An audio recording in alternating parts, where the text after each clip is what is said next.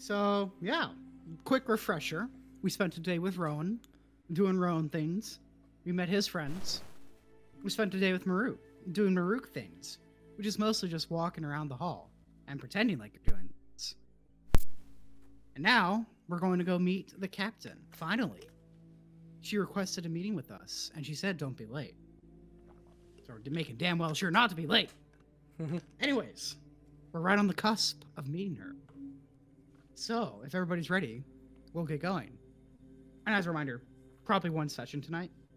Mm-hmm. So, about an hour or so. Yeah. Okay. Without further ado, with the reassurance I've been given, I press forward and open one of the massive doors. The light coming from inside blinds me for a moment as we step into the receptionist's office? Oh, by the fucking eye. We haven't done a session in several weeks and we get a fucking receptionist's office after that cliffhanger? Ugh. Right after the big dramatic doors? The big dramatic doors right after them. This is bullshit.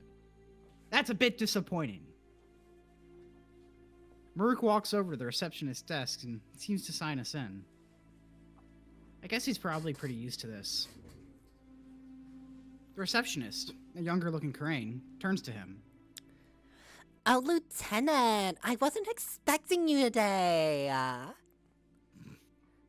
Oh my god, girl, your new nail polish looks so chic. Oh my god, girl. Anyway, what can I help you with?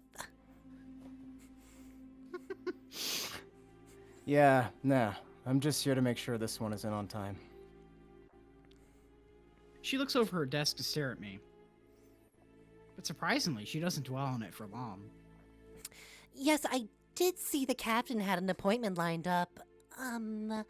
Best head inside, though. She should be ready for you shortly. She gestures to another set of less impressive double doors at the back of the room. I begin to head over, but notice that Marruk isn't following. Are you coming?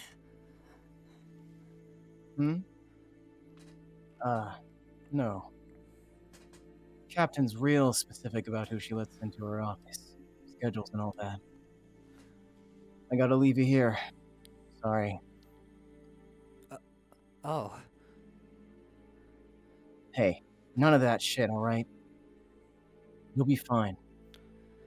Right. Right. Thank you. Will you just wait out here? In here? By the void, no.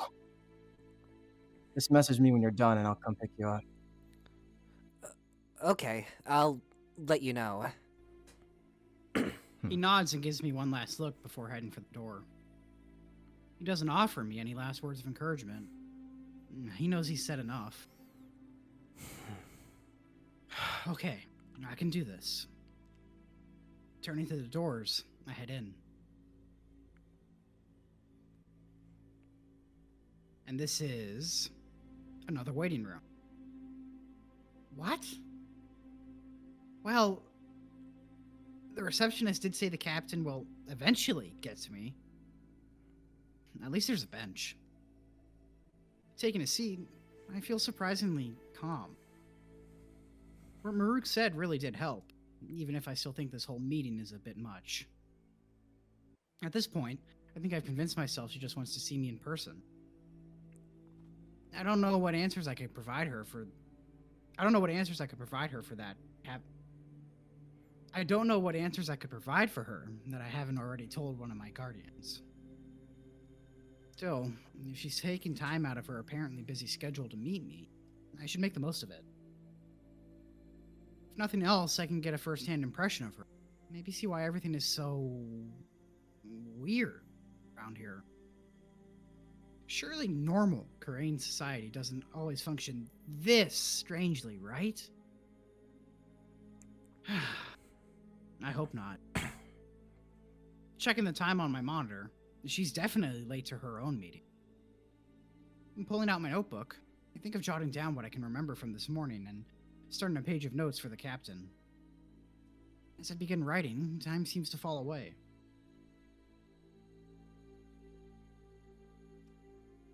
I know the days are longer here, but this feels like a waste of time. If not just a bit rude. It's been almost a mark since I got here, and I haven't heard anything coming from either door. I peeked back out into the lobby, but it was still empty. And I did try the captain's door, but it seems to be locked. Not that I'd really attempt to barge into her office. There's a chance she's not as scary as everyone says, but I'd rather not gamble my life away on that assumption. With nothing else to do, I try to see if there's anything neat on my monitor. It's a bit of an exercise in frustration, honestly. Most of the translations are still a bit, well, bad. I also can't tell how much power it has left, so I decide to stop. It seems as though I'm running out of paper in my notebook, too. Looking over the last few pages, I've read most of them. Looking over the last few pages, I found most of them either have old doodles or are just covered in manic scrawlings. I've at least managed to write down everything I've needed so far. Or at least what I can remember. One more quick second. Okay. I bump into a few other benches, but there's just nothing else here. I'd go ask the receptionist what's up, but I know she wouldn't be able to understand. Maybe I should go over what I should ask the captain. If I get a chance to ask anything, that is. Well, I should definitely see if I can get some new clothes, and better access to the station? Okay, I don't know what to ask for. Oh, fuck. Why is this taking so long? This has to be some dumb test, right? Surely someone's watching me and making fun of me or something. But I can't see any cameras. Although with how small this monitor is on my phone, I doubt I'd be able to spot anything. Sitting back down, I find myself tapping my leg like a caged animal, just stuck. Again. It wouldn't be so bad if it wasn't such a familiar memory. It's just cruel at this point.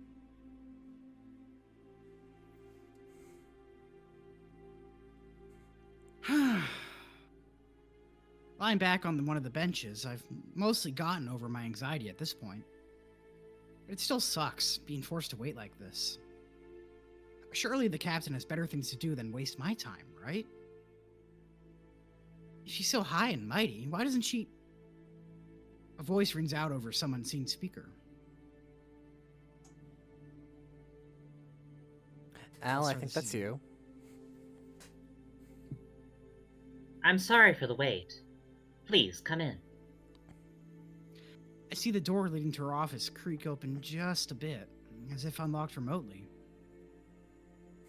Well, so much for getting over my anxiety.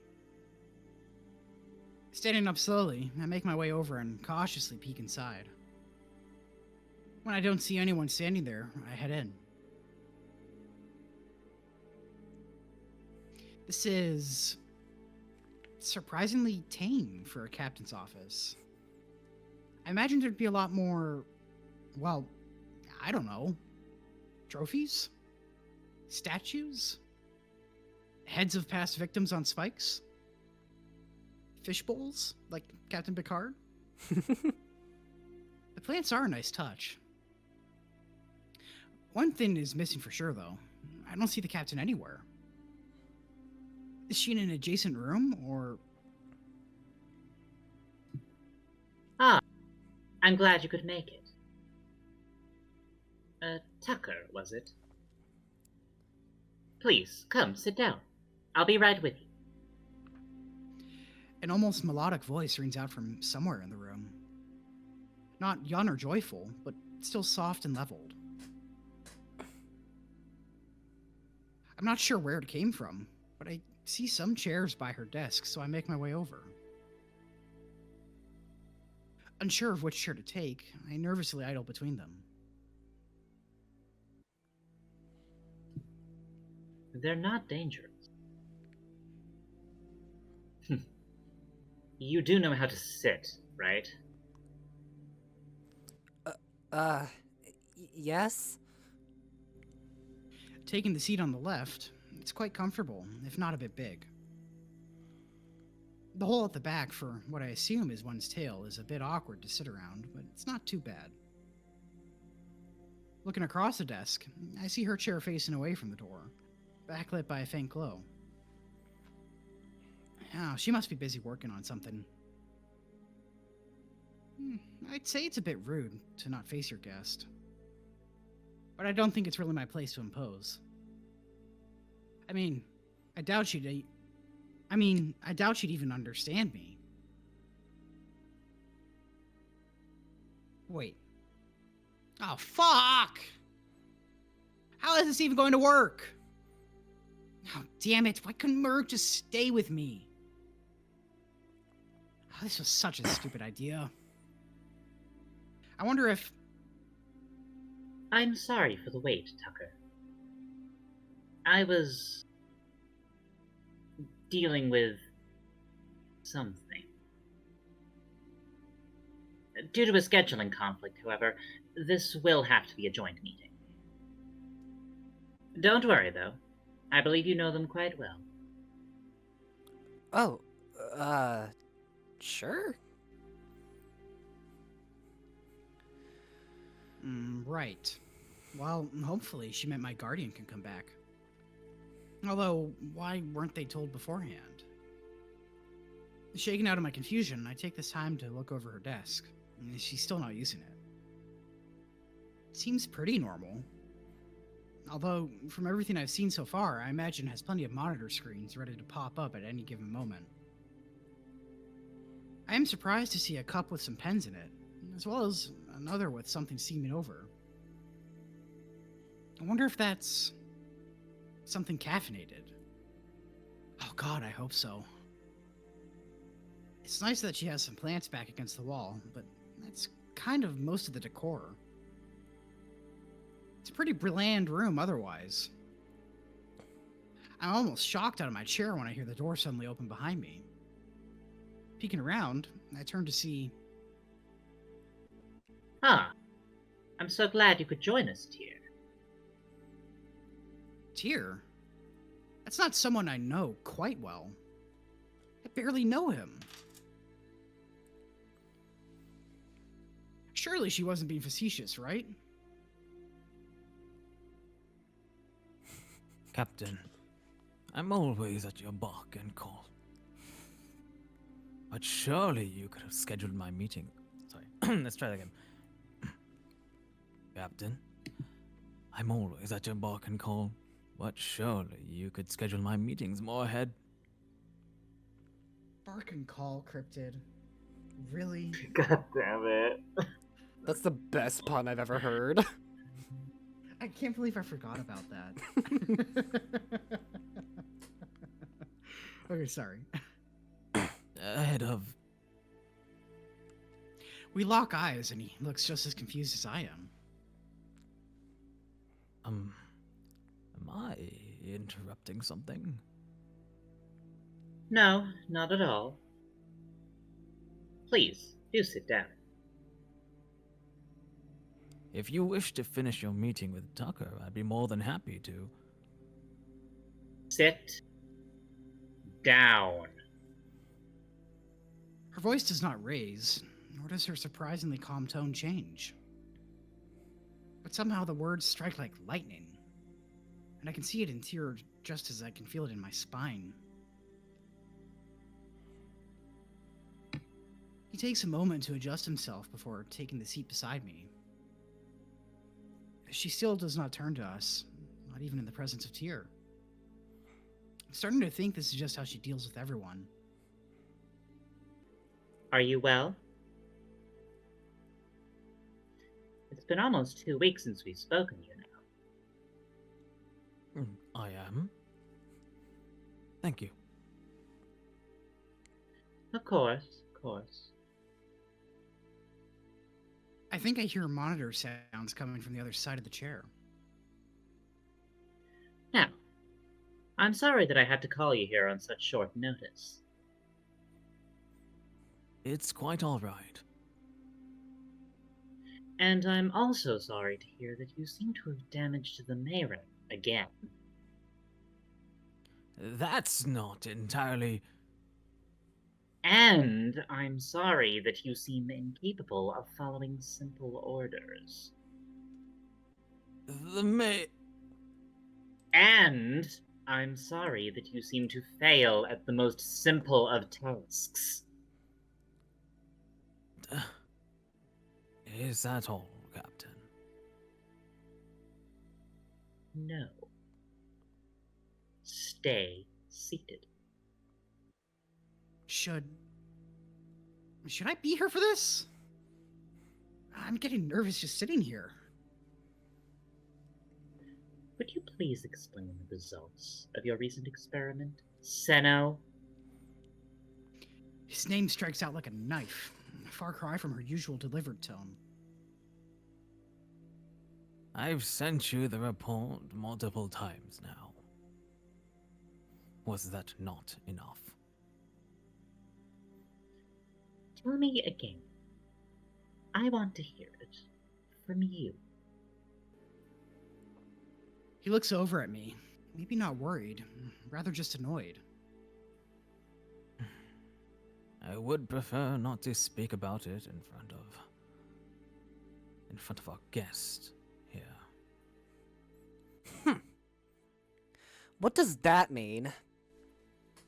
He barely acknowledges my reaction. Tiar, I did not ask for excuses. Please, give the report again.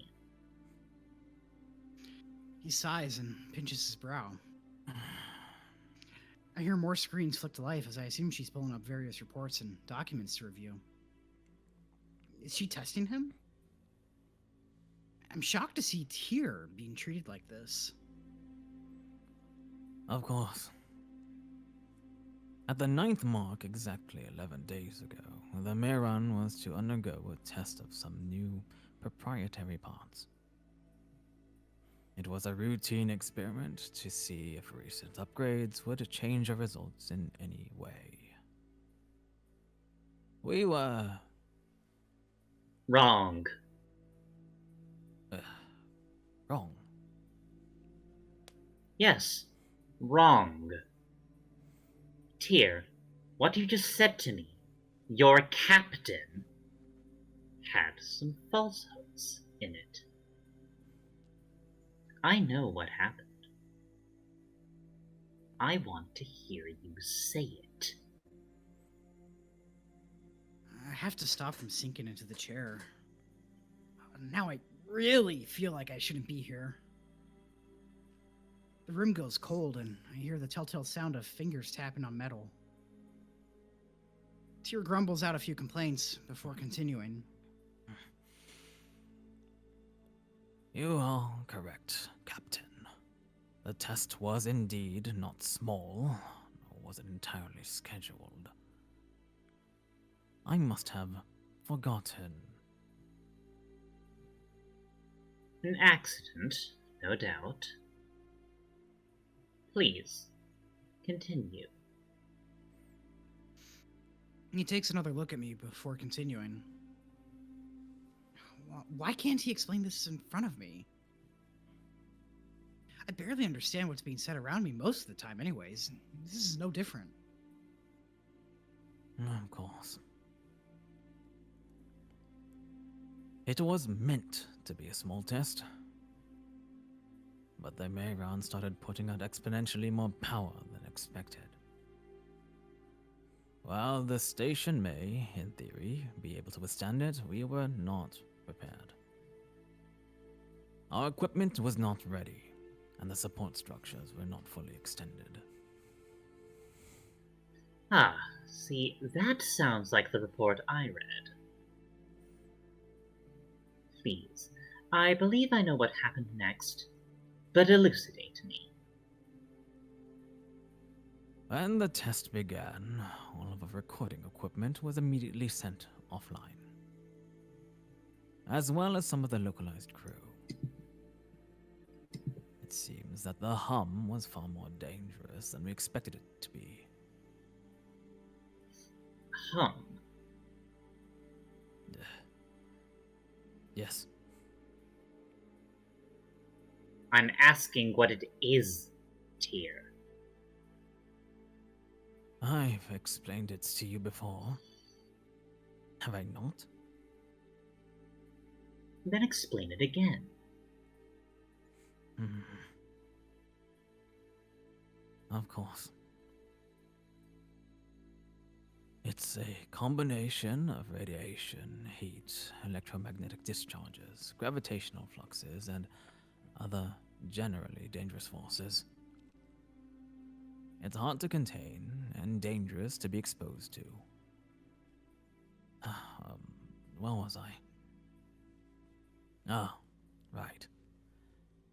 Afterwards, the Mayron continued to exert more power than we predicted.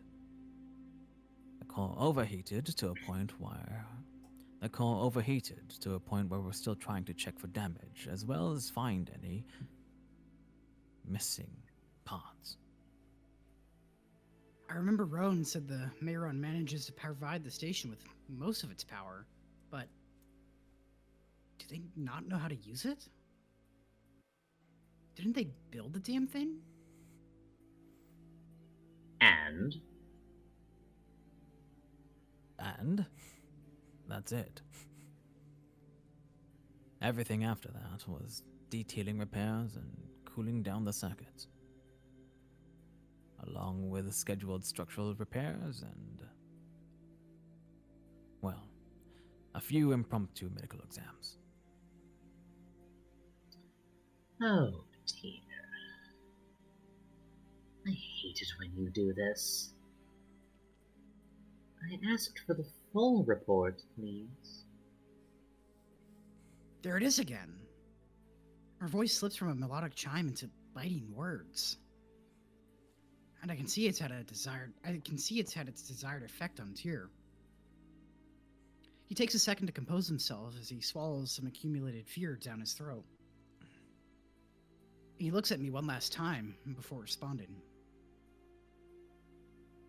Captain, I must ask one more time. Must the subject be here for this? Surely you could at least grant me some leniency. What did you just call me? Are you going to give me the report or not? It's just that I would rather they not be here. Tell me, Tiar. Why is that? Actually, tell them. Oh, you can't be serious. Am I ever not? Syria, Professor Seno, you will finish your report, or so help me, I will finish it for you!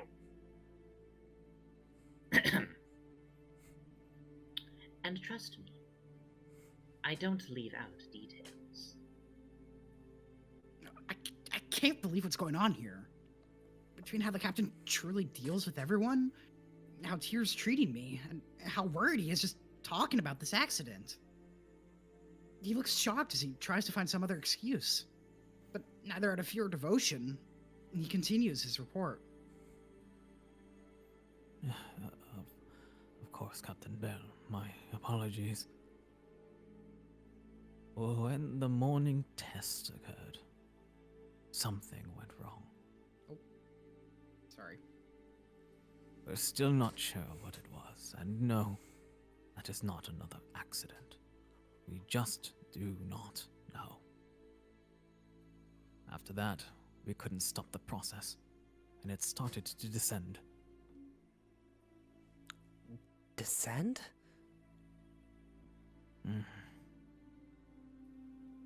Once the core was below the median, it was too dangerous to call off, and we had to let it continue, or risk damaging it beyond repair.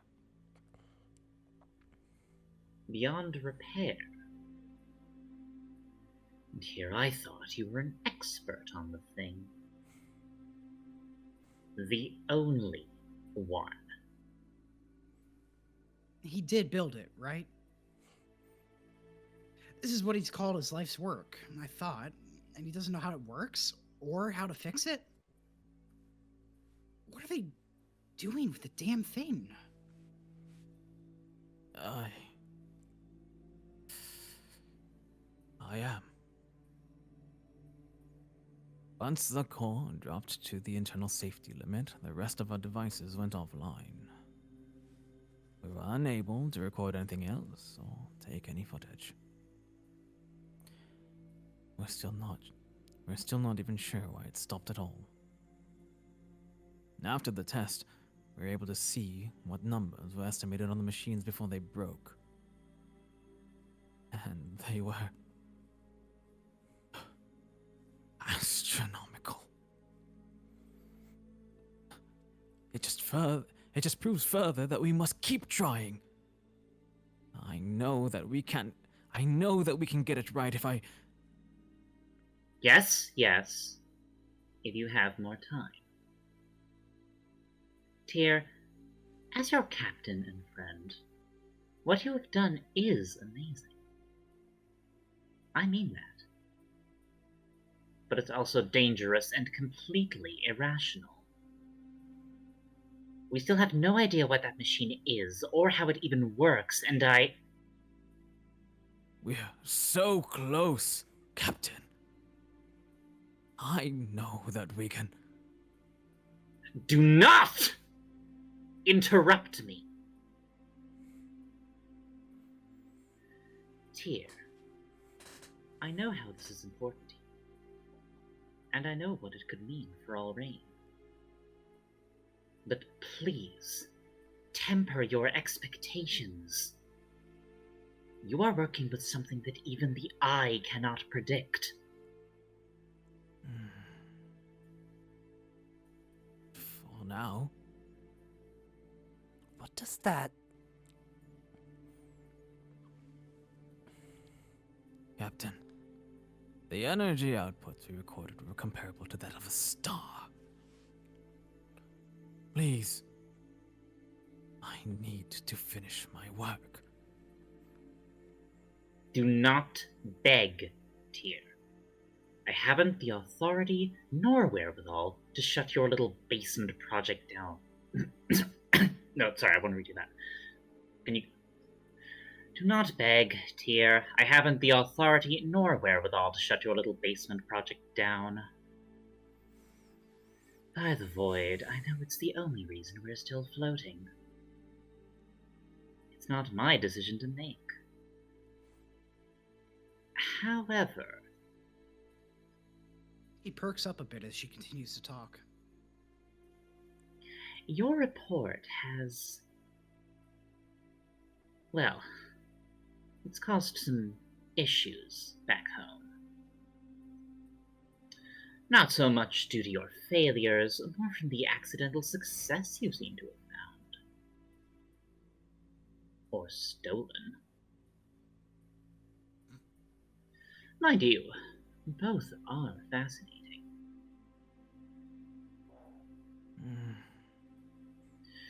But it has caused quite a stir. Your new research seems to have worked for one thing, Professor.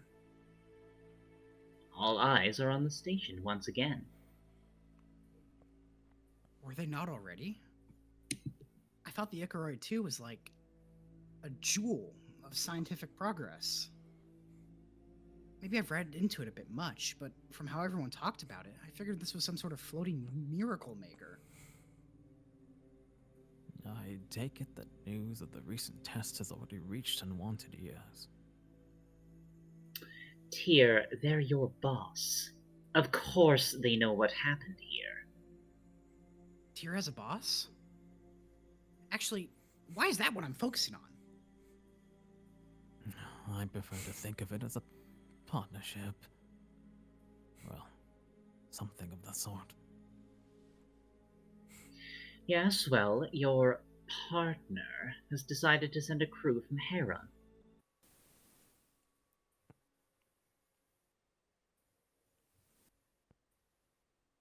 to come and investigate. They'll be here within the week. Did I just? What was that? What the? By the time my hand reaches my head, the pain is already gone. Looking up disoriented, I notice a glance from Tiar before he responds to the captain. Wait. From here on? By the void, he's not coming, is he? No, not that I'm aware of. But I would be careful.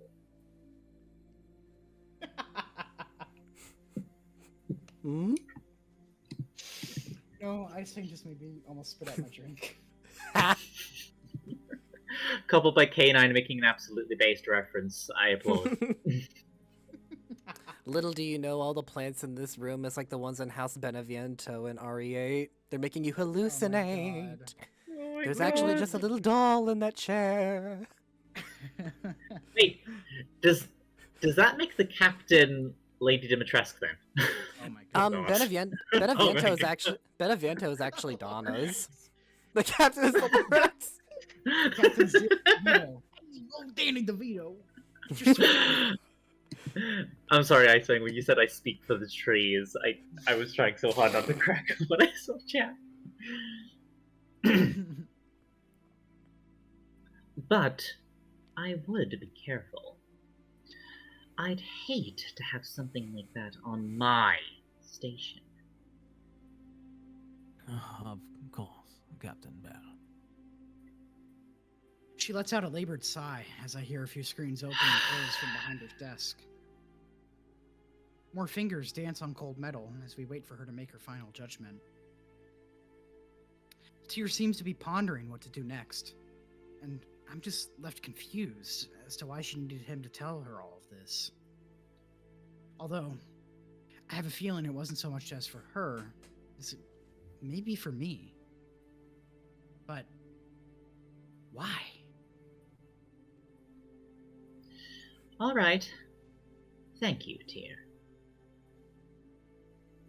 Your report seems to be in order. As I'd expected. No, of course. Is that all you needed from me? I believe so. He starts to stand up before I hear another monitor flick to life, and the captain speaks up once again.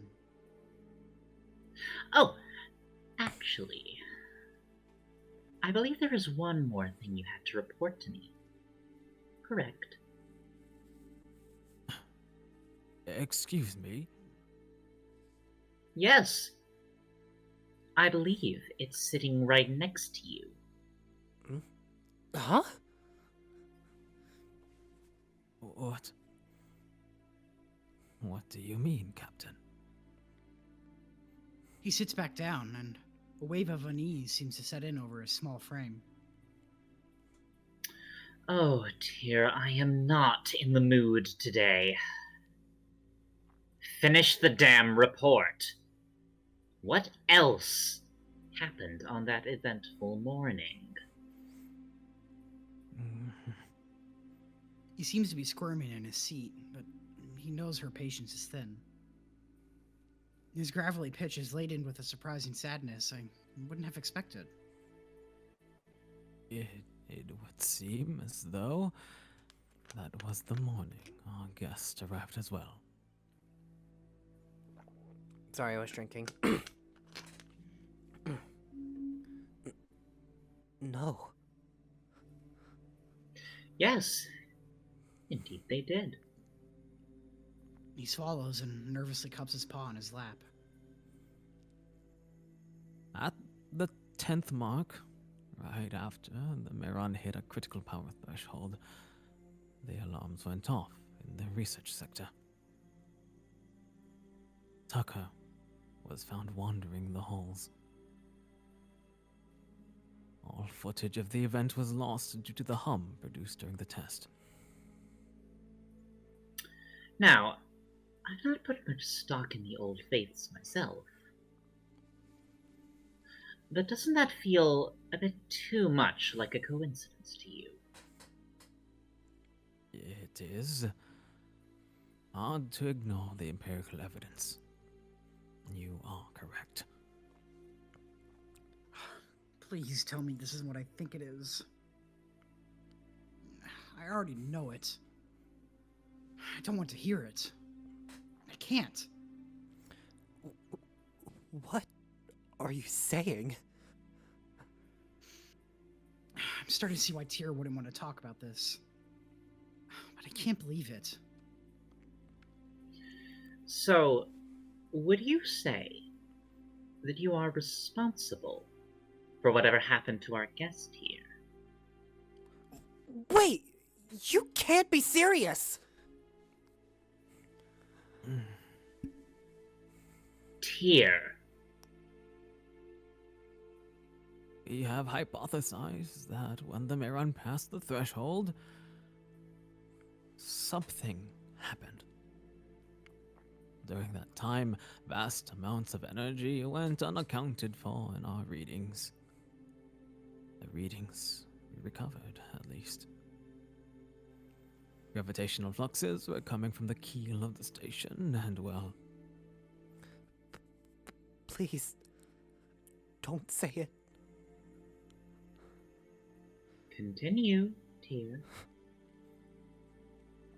as there are uncertainties regarding critical functions of the Miran, we cannot say for sure. But it is most likely that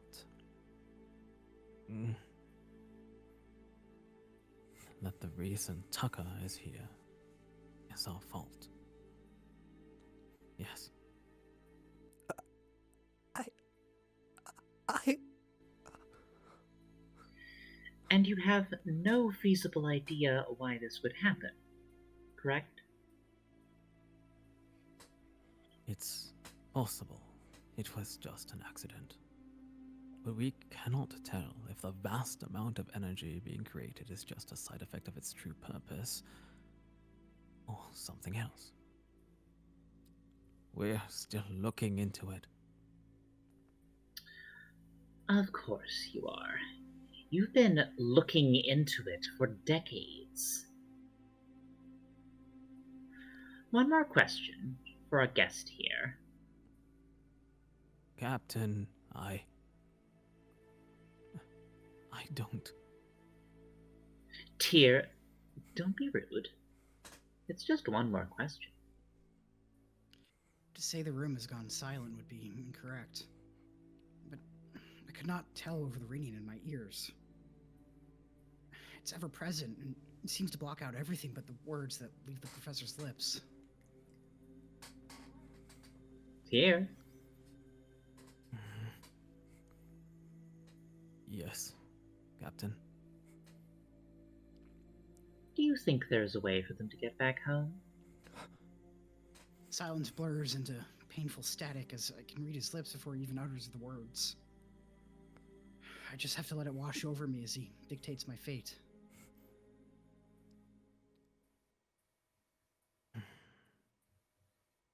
I don't know.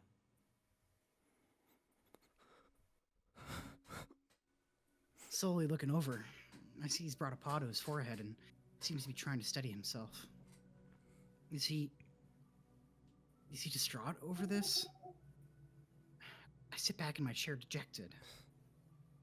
I have to stop myself from shaking as the words resonate more and more in my mind. I don't know.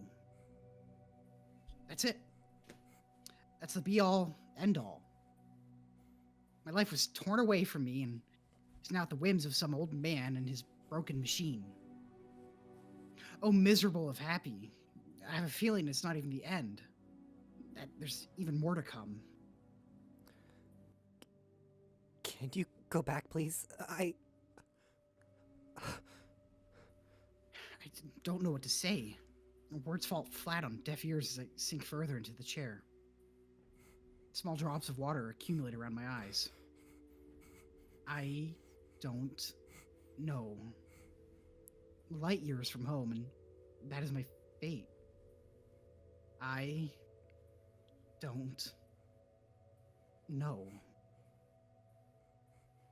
They keep talking, but the sounds fade away under a chorus of whimpers and gasping breaths.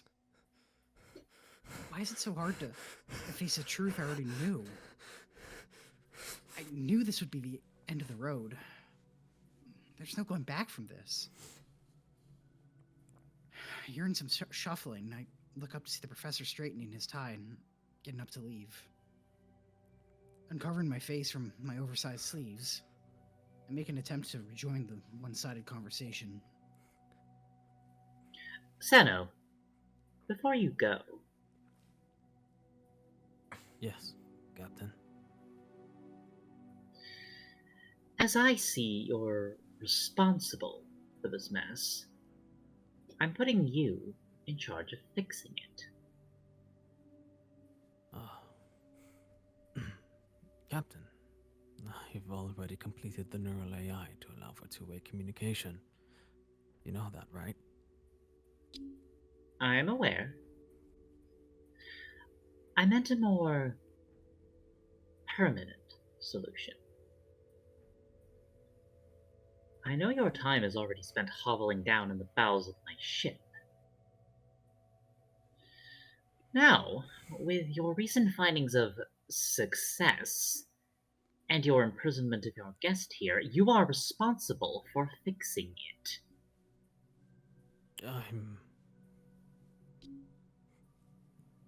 The success you're referring to was incidental. We have no way of...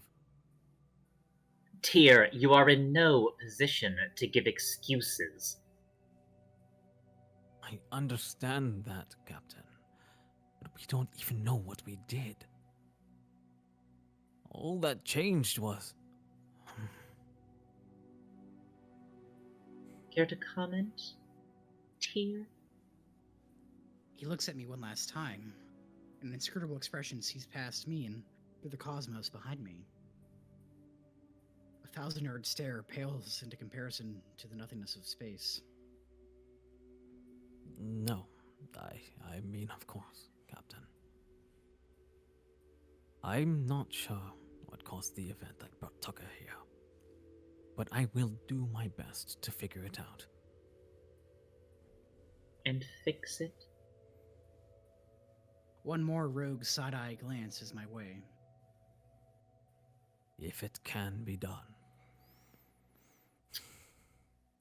See to it that it is. Now, get out. He sighs as if the weight of the world's dropped off his shoulders. He turns and offers a small, respectful nod to the chair. Sorry, I I'm didn't mean to sorry. cough during that. No, it's the just nodding to the chair bit.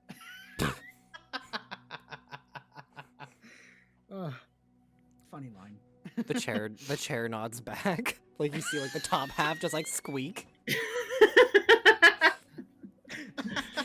The captain has PewDiePie's chair. It's like, but can your chair do this? And she just like pushes it all the way back. Oh, that'd be amazing. Okay. He turns, offers a small, respectful nod to the chair. No, this is not going to be one of those lines. No, I refuse.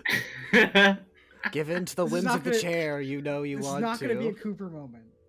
Yeah, well, stop rolling your eye at me. He turns, offers a small, respectful nod to the chair, as well as to me, and slowly walks out the door. Each footstep sounds a mile away until the door slams behind me. And I'm alone with an empty chair. Why am I the way that I am? Silence grips the room, except for the heartbeat bleeding through my ears and the soft whirring of uncaring machines. I should have known there would never be something great behind it. God damn it, Ice Fang. No driving force nor burning reason, just a joke. A cosmic joke played out across time and space. My time and who knows how much space. let out a stuttered sigh as I do a bad job of holding it together in the oversized office chair. I don't know what to think of Tiar either right now. He's done so much for me, but if he truly brought me here, can I even see what he's done as a kindness? Or just necessity? But he did it nonetheless. And without it, I wouldn't be able to talk at all.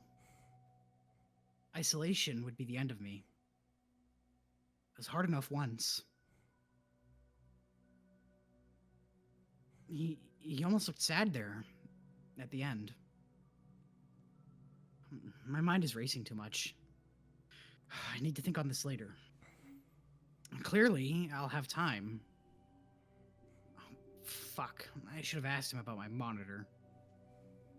Oh, right. I can't. I'm still isolated, aren't I? All right. I should be ready for our meeting in just a moment, Tucker. I am sorry about the wait. I do hope hearing some of that may have helped in some regard. I doubt any of this is particularly easy for you. It's... whatever.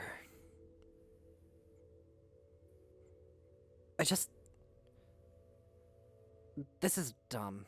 I'm talking to a fucking chair.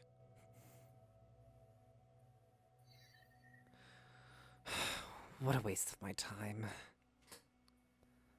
No one here can fucking understand me. Can't understand you? Hmm? Now, I wouldn't be a very good captain if I wasn't able to understand what happens on my ship, would I? No, I suppose... Wait. Did you just... Oh, fuck. Oh, my dear guest.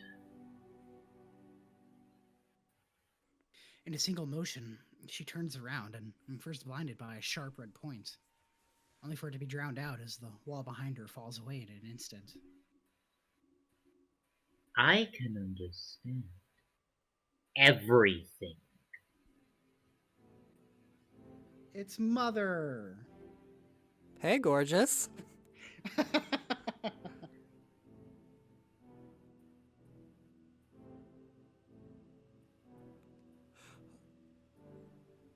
Such a good reveal. I'm lingering on this because it's also the first time you see the eye. The single Yes. bright point in the void. A galactic Mhm. void, devoid of all stars, save for one. I do not know. I do not know if it's a filter, if it's a screen share, but I'm seeing some scan lines too, and that's interesting. If that's part of it. Maybe it is. Okay, good, good. In which case, intriguing. What the fuck Oh, is yeah. her arm? Why? Okay, so she's got both Marruk's like she's got something similar to Marruk's eye and Rowan's arm. That's very intriguing. It looks like the arm looks like a tentacle. That's creepy. I love it. Dusty! it's Miss Springtrap FNAF. Mm-hmm. This is Vanessa if she was Poggers. You know what? I'm going to be a bit of a meanie. We're pausing here for the session. Okay. Congratulations. And like I said, just an hour-long session this time. I got stuff to do. Look it out. Sorry to Of people who course. came late. Well, we're putting it out on a good little cliffhanger. I know. Oh, hell yeah. This is I'm one happy note the to end it timing on. lined up properly. It's a great spot to pause. Exactly. It's a very serious scene though. I don't think I'll be able to do any funny little kooky edits. So you know what? Might as well play it straight. I mean, I gave I you don't know the chair chair. moment. The chair feels like it could be a good one. see. I mean, yeah, I have that. Thank you for giving me the chair, Jackson. I had to feed you something in the dramatic moment. Thank you. Yeah, But thank you guys for okay. coming again.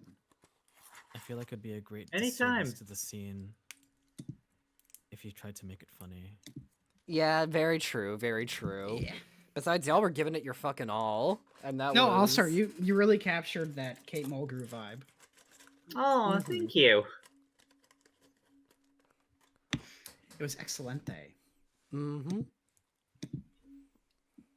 Yeah, we'll reconvene next week because I'm actually going to try and be on time. I think the 6 p.m. time slot works a lot better. Which is good, which is good. In which case, I'm going to close Yes. out the recording now, so... Bye, Thank y'all for- everybody. Thank y'all for watching. Bye. Bye bye. The short session.